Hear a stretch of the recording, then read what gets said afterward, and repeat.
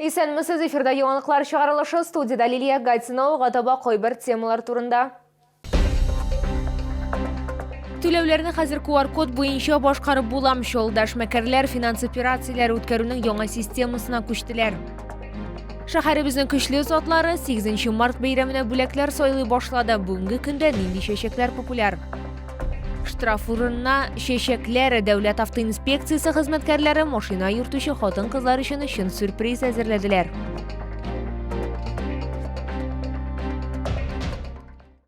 Татарстанда соңгы тәүлектә COVID-19 коронавирус инфекциясы йоктыруның 1403 яңа очрагы ачыкланган, шуларның 237-се 18 яшькә кадәр булганы балалар. Татарстан Республикасы Сәламәтлек саклау министрлыгыннан хәбәр итүләренчә, 144 кеше хастаханәгә салынган. Иң күп авыручылар Казанда 574 кеше һәм Ярчаллыда 161 кеше. Шулай итеп, 5 мартка Татарстан буенча коронавирус белән авыруның барлыгы 124 412 очрагы билгелән, аларның 96 102-се терелгән, 2158-се узган тәүлектә.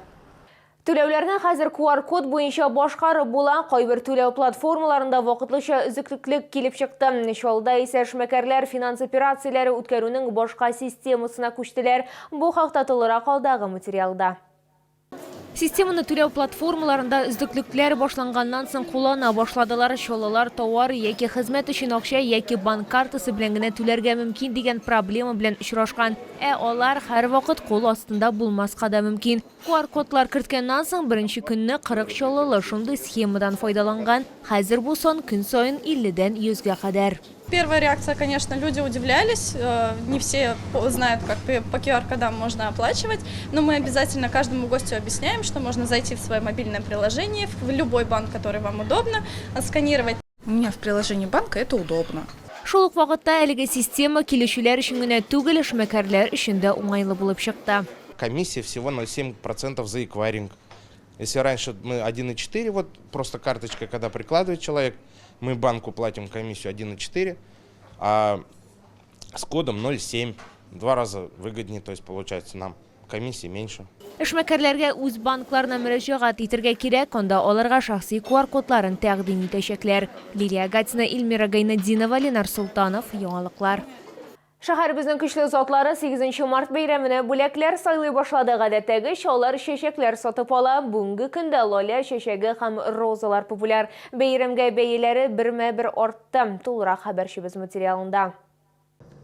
Чәчәкләргә әлегә озын чиратлар юк. Күбрәк онлайн режимда телефон аша заказ ясыйлар ди сатучылар. Әмма 8 март көнне кибетләрдә ажиотаж булыр дип көтелә.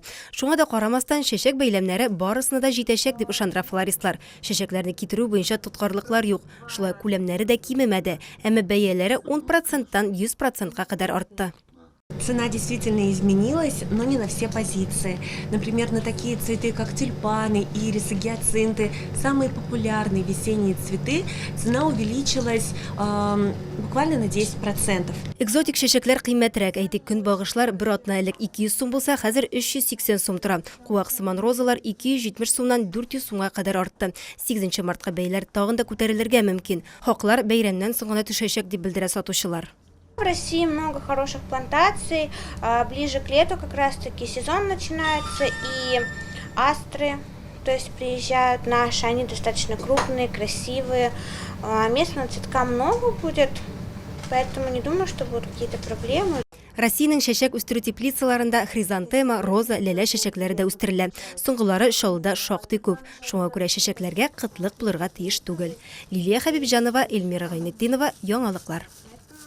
80 ел узганнан соң Кызыл Йылдыз орденына таныклык үз хуҗасын тапты. Сахипзада Мортазин 1942 елда сугыш кырында 4 танкны эвакуацияле. Батырлык күрсәткәне өчен аны Кызыл Йылдыз ордены белән бүләкләргә тиеш булалар. Тик аны ордены үз кулы белән алырга насыйп булмый. Сугыш кырында вафат була. Кызыл Йылдыз орденына таныклыкны аның оныгы Рифкат Мортазин алды. Тулырак Лилия Хәбибҗанова сюжетында.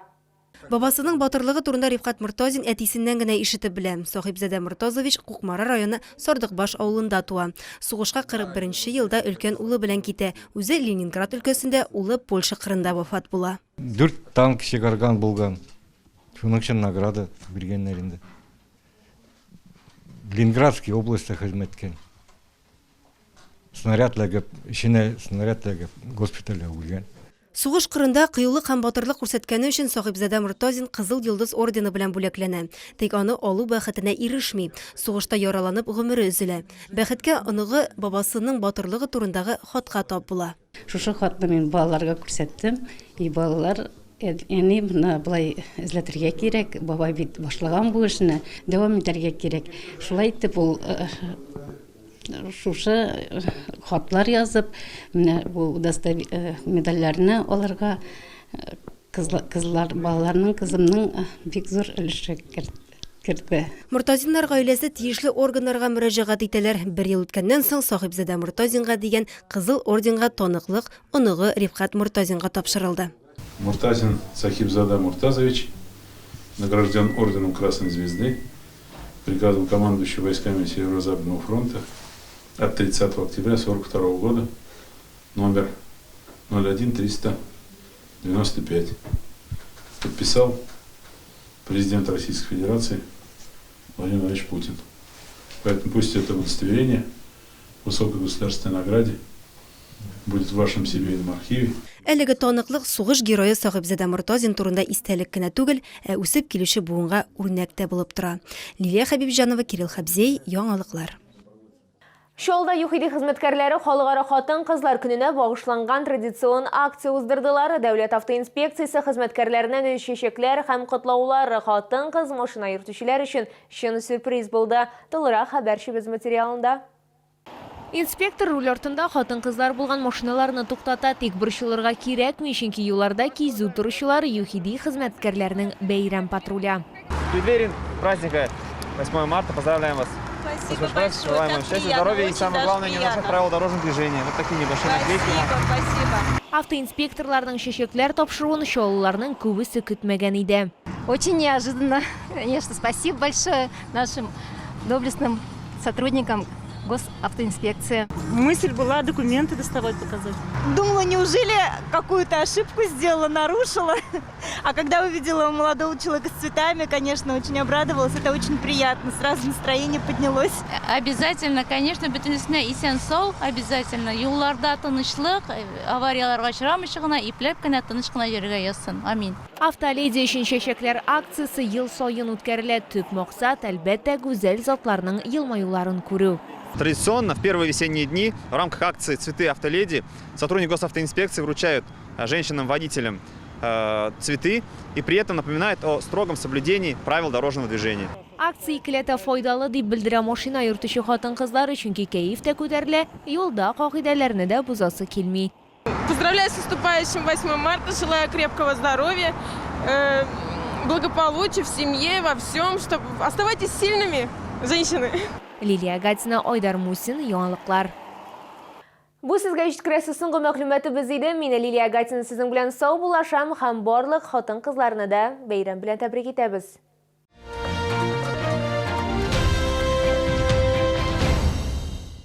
Театр Либерта в преддверии прекрасного праздника весны приглашает на спектакли. 4, 5 и 6 марта на Водевиль праздничный сон до обеда. 7 марта уморительная комедия «Гарнир по-французски». Вас ждут подарки, сюрпризы и наша любовь. Новый город, проспект Хасана Туфана, 601, 75 31 45.